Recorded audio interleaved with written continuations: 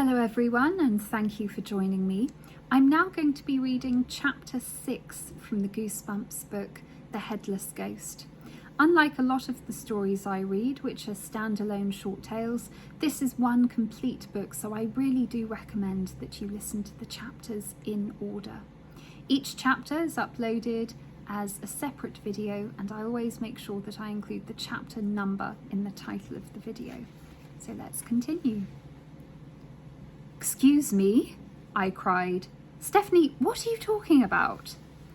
"We'll take the Hill House tour and sneak off on our own," Stephanie replied thoughtfully. I shook my head. "Give me a break. Why would we do that?" Stephanie's face seemed to glow, floating by itself in the tree trunk. "We'll sneak off on our own to search for the ghost's head."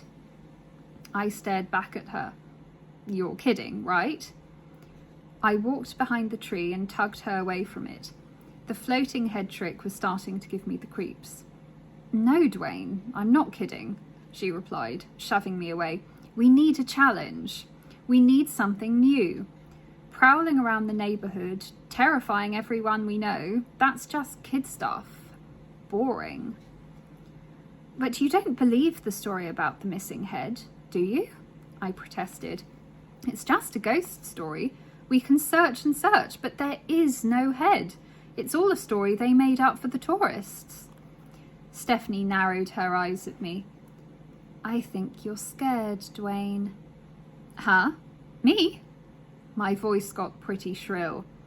A cloud rolled over the moon, making my front garden even darker. A chill ran down my back.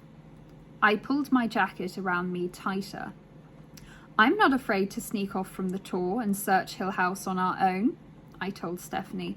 "I just think it's a big waste of time." "Dwayne, you're shivering," she teased, "shivering with fright." "I am not," I screamed. "Come on, let's go to Hill House right now. I'll show you." A grin spread over Stephanie's face. She tossed back her head and let out a long howl. A victory howl.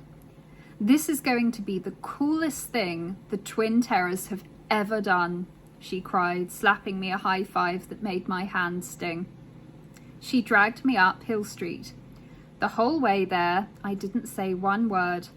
Was I afraid? Maybe a little. We climbed the steep, weed-choked hill and stood before the front steps of Hill House. The old house looked even bigger at night.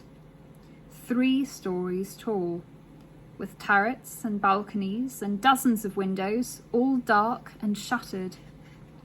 All the houses in our neighbourhood are brick or clapboard. Hill House is the only one made out of stone slabs, dark grey slabs. I always have to hold my breath when I stand close to Hill House. The stone is covered with a blanket of thick green moss. 200 years of it. Putrid, mouldy moss that doesn't exactly smell like a flower garden. I peered up at the round turret that stretched to the purple sky. A gargoyle, carved in stone, perched at the very top. It grinned down at us, as if challenging us to go inside. My knees suddenly felt weak. The house stood in total darkness, except for a single candle over the front doorway. But the tours were still going on. The last tour left at 10:30 every night. The guide said the late tours were the best time to see a ghost. I read the sign etched in stone beside the door. "Enter Hill House, and your life will be changed forever." I'd read that sign 100 times. I always thought it was funny, in a corny sort of way. But tonight it gave me the creeps. Tonight was going to be different. "Come on," Stephanie said, pulling me by the hand. "We're just in time for the next tour."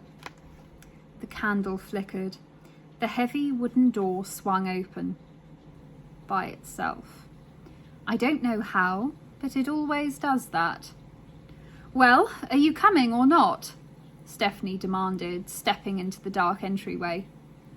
"Coming," I gulped. And that is the end of chapter 6. I hope you're enjoying it. I'm going to be back soon to read chapter 7.